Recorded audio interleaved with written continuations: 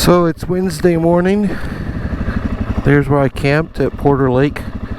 I guess they call it a recreation area, but it's a campground. It's free. Bathrooms aren't much. They're just the vaulted ceiling holes in the ground, but fortunately I didn't have to use it except for throwing trash in the garbage that was in there. And this is the river. I want to say Chattahoochee, but I keep forgetting. There's probably a sign up here. Anyway, I got out of there just a little before 8 o'clock Eastern time. Of course, that's 7 Central where I just came from.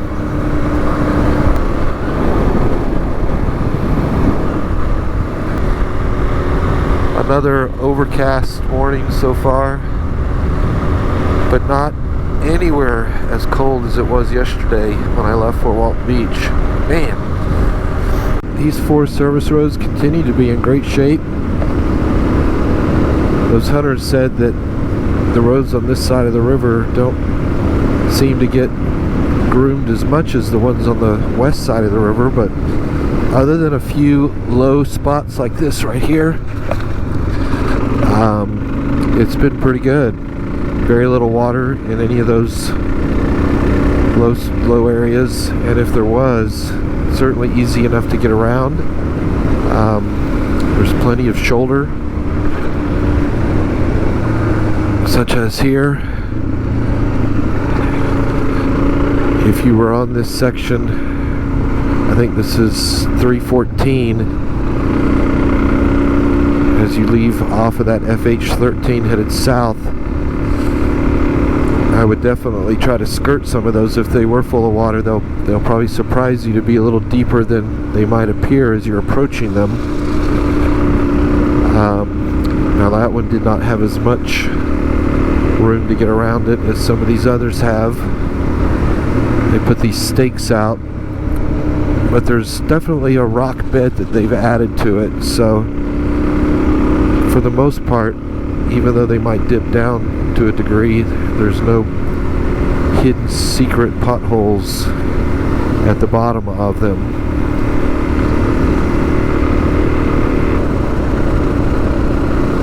It's a very, very pretty section. I'm not used to seeing so much grass grow on the roads. Pretty cool. All the palmetto, low palmetto bushes, which I'm familiar with from where I grew up down in Central Florida. And we certainly do have some further west in the Panhandle, but not quite that thick.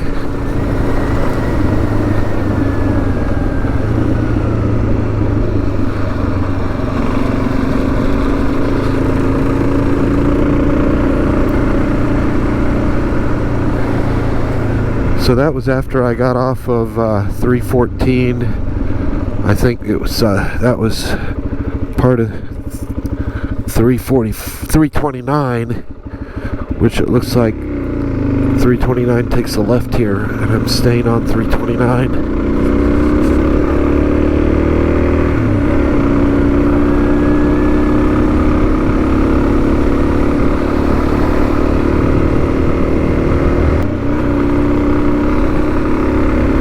I made a turn onto, I think, was 341.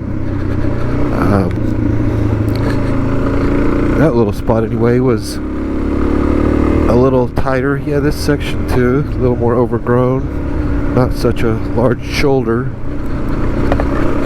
Looks like it might have a little more terrain to navigate.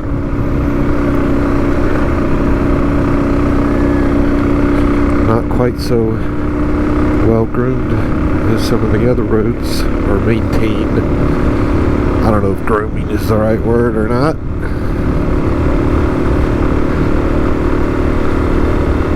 But still in great shape. I haven't hit any real low areas with puddles to see if they've been adding rock on this section or not.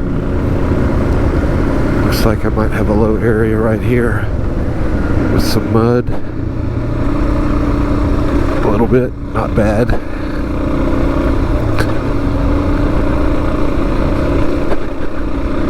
Again, all this would be extremely easy to navigate even on a large, heavier weight adventure bike. Nothing I've seen would cause any issues or problems.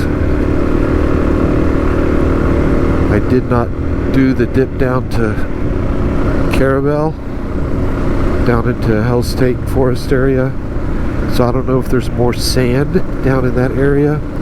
I know some people have made some ride reports about some of the Florida section being pretty sandy. So far, this portion from Mariana down to through the national forests down here, the Apalachicola National Forest anyway, has not been sandy.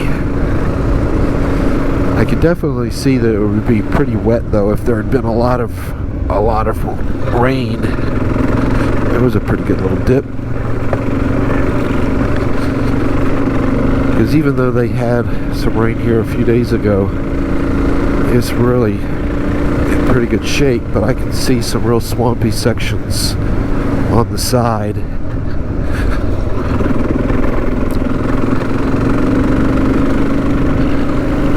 They could easily spill out onto the road. After crossing the Choppy River, put me on this road, which I don't remember the number, but again, it is the Southeast Adventure Trail Road. Anyway, very well packed and graded, maintained road. I think this will take me all the way over near Crawfordville.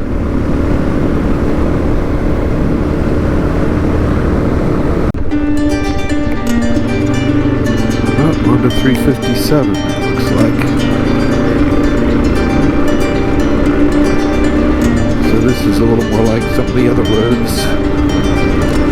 Not graded quite as finely as that. Probably never graded, but it doesn't really need to be.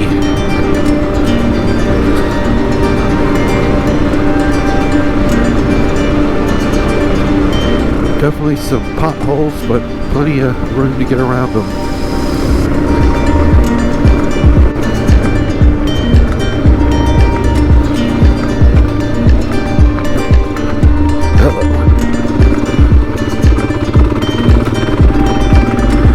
That was definitely the swampiest section I've seen so far.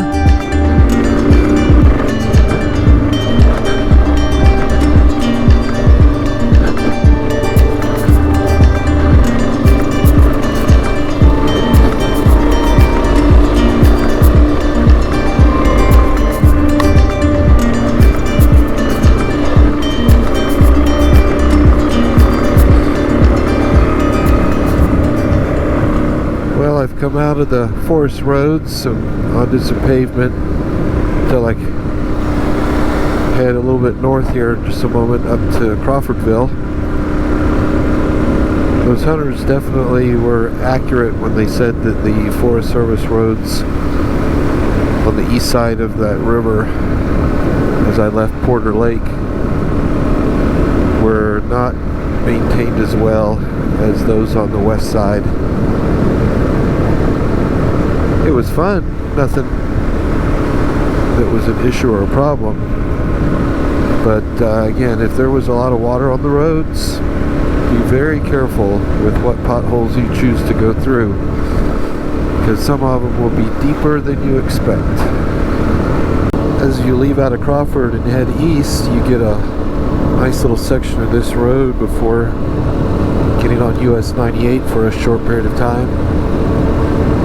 On the north side, especially the northeast side of Tallahassee, there's quite a few canopy roads that are certainly similar to this, but even more so covered. Beautiful. When you get to this spot on the Southeast Adventure Trail, you're right close to St. Marks, Florida, which there's a real pretty drive out to the lighthouse. There is a museum you can tour, but you can't actually go in the lighthouse any longer. But it's a pretty ride out there. So I've heard, because I've not ever actually done it. And I certainly will, just not today.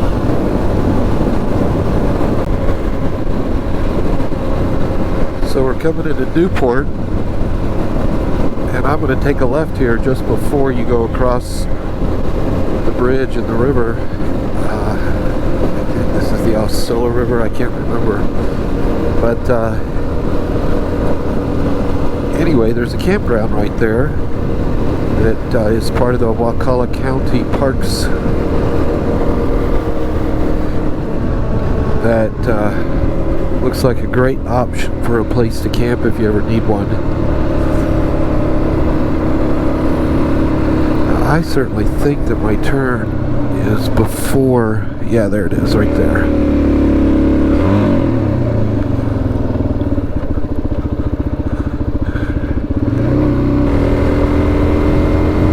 So after a little bit of pavement, going through Crawfordville and then getting over to this spot, we're finally back on the dirt. That's a good thing.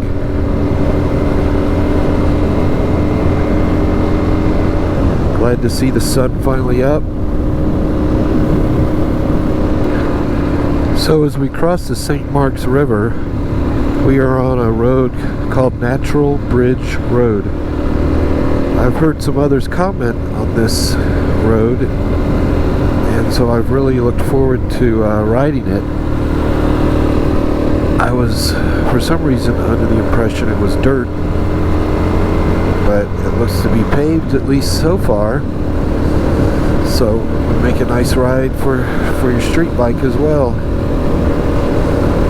We'll see how far this pavement goes.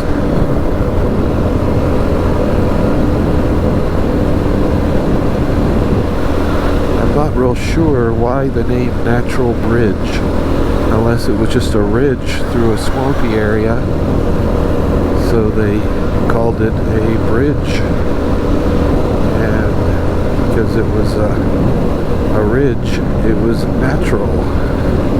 That's just me speculating.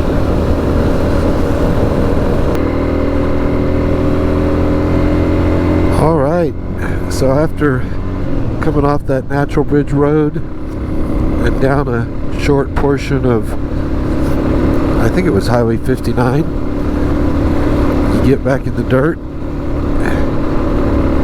and we're headed, actually going to start heading north as we move our way back up to Interstate 10, and the trail goes up over to the north side of the interstate as we then move east again.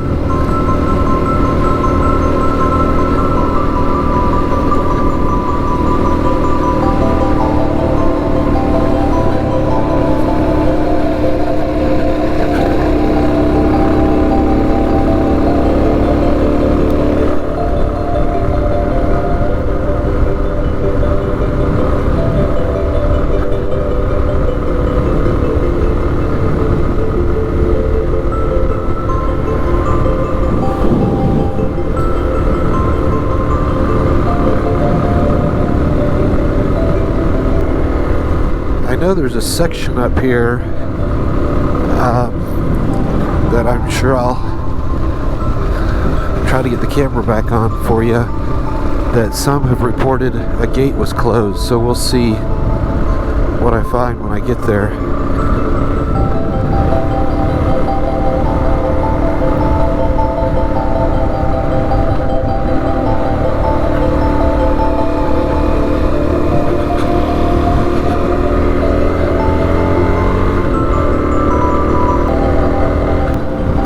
I'm not sure if this might be that section that some have found closed, but I didn't even see any gates, let alone closed gates.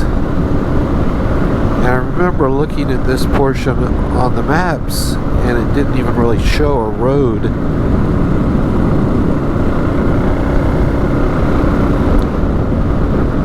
It got to an intersection, and it looked like you had to turn left or right, concerning, you know, just the maps, even the online maps, even the Garmin map. And it would have to route back over to the highway sooner. But so far, there is a road here, and it is not blocked, so that is a good thing. And it's a very nice road.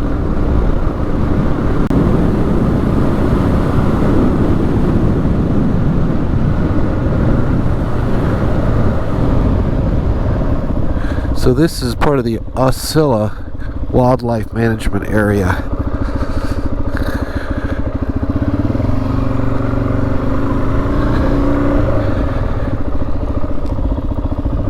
I'm glad that wasn't closed, because that was nice.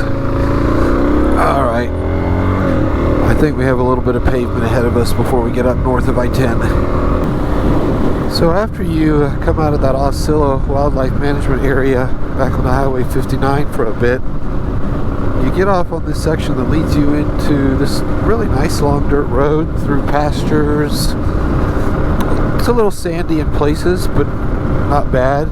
You're easily able to maintain 45 miles an hour or more if you like. A few little windy sections on it. So I did not expect this long of a section of dirt in here, but it's been kind of nice. I'm about to take a left-hand turn up here and finally actually head north like I thought I would. So this has been a little longer section to the east than I expected right here.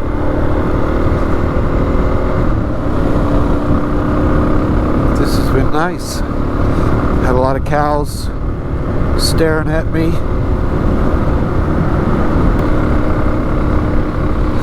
Some nice Spanish moss hanging off these oak trees. Isn't that pretty? That is definitely one thing about the Big Bend and Tallahassee is all the Spanish moss.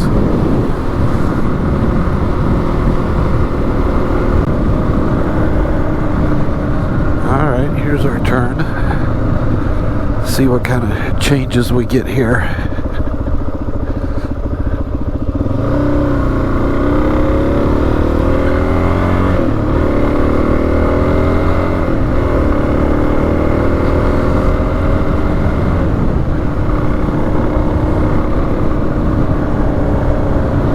Oh, a little more wooded. That's cool. Isn't this pretty?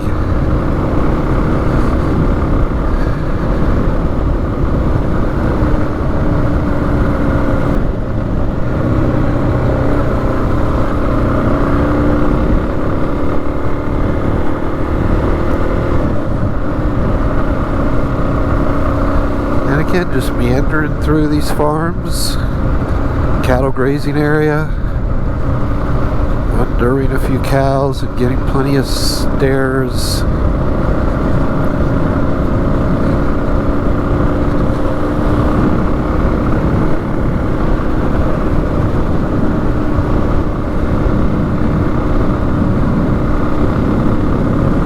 And we just keep working our way north. It's cool. Start heading north on County Road, I think it was 257, and there's this little bitty section, Ed Bishop Road. Again, some beautiful oaks and the Spanish moss, don't miss it.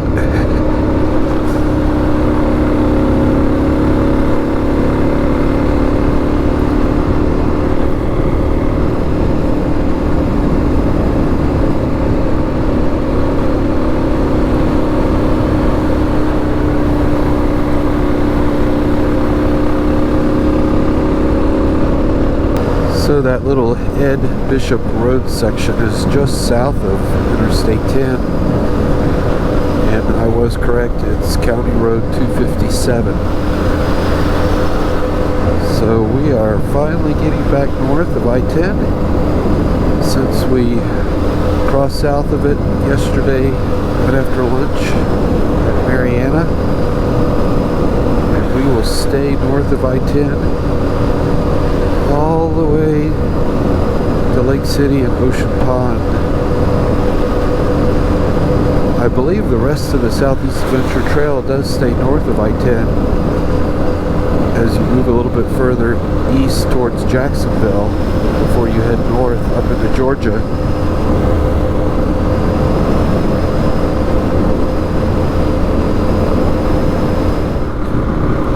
After you get north of I-10, you have a little section of US 90, and then you get up on this other dirt road, again meandering through wooded areas, some pasture areas. This is the first real ongoing significant sand that you'll see. Comes and goes, but if you were on a heavier bike, you just want to keep your momentum going and be willing to blip the throttle where needed. It's nothing very extreme, just be prepared that it's, of what I've seen so far coming across the S.E.A.T, this is about the sandiest that I've come across, that I've come into.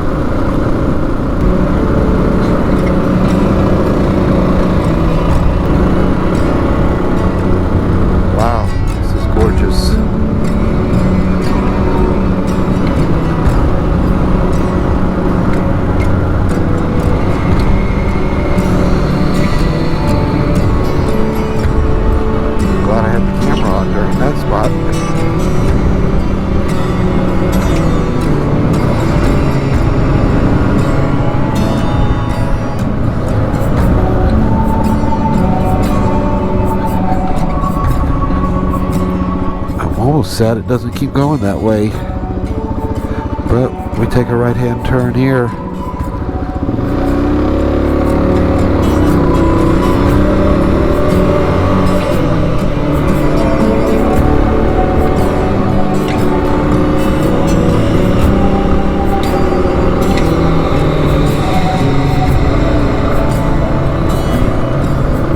These oak trees are just magnificent.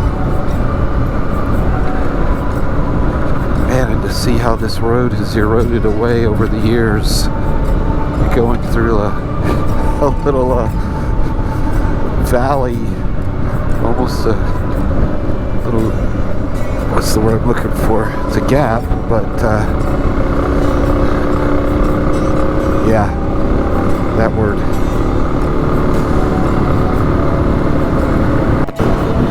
Beautiful section east of 221.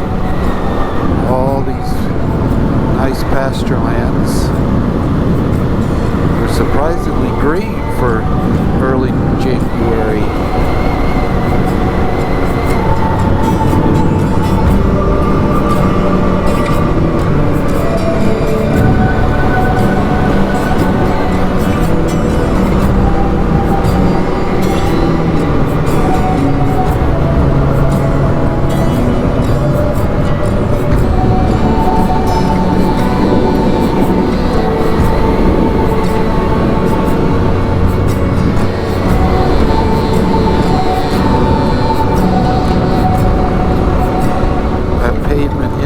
Quickly and back into some more beautiful canopy roads.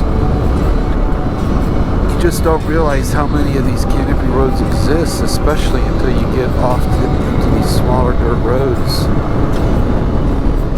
A narrower road is easier to cover with trees, right?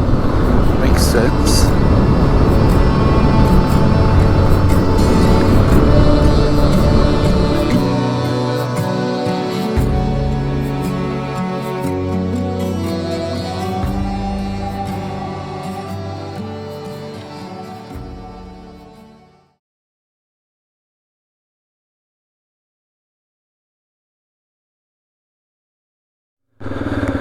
Well, we thought we were avoiding a lot of the water.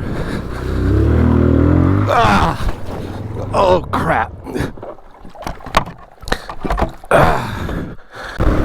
So I had about a section of 300 yards that was pure hell.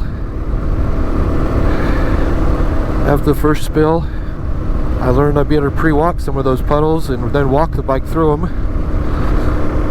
There was another one that I thought looked fairly doable, and I made the mistake to try to ride through it, and again went down in the mud.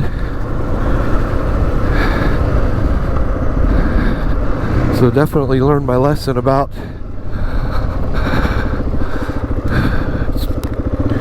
what you do when you're by yourself.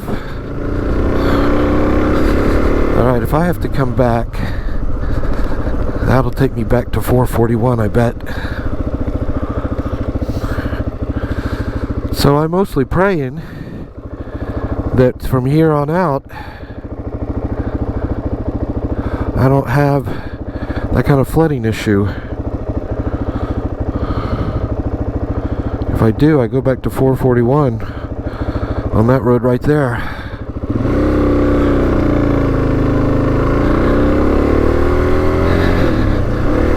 Anyway, the boots are all wet inside and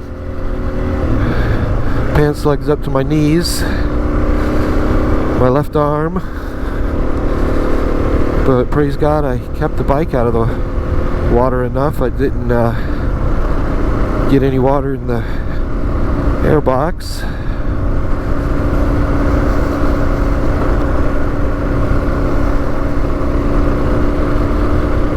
If I can just keep it like this for 13 more miles,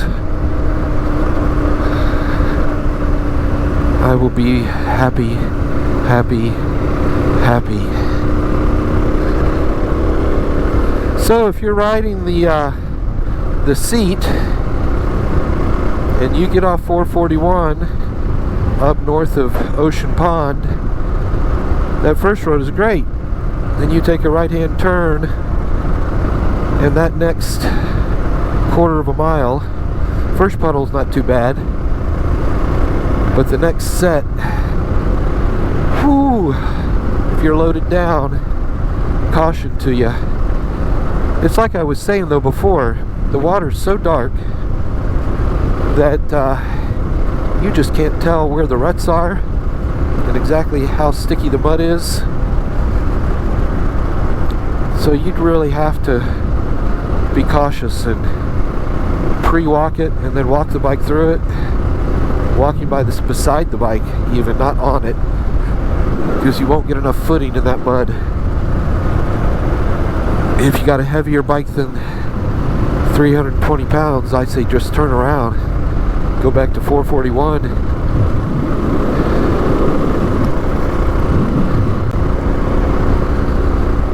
Alright, Lord, let's keep it like this the rest of the way, please.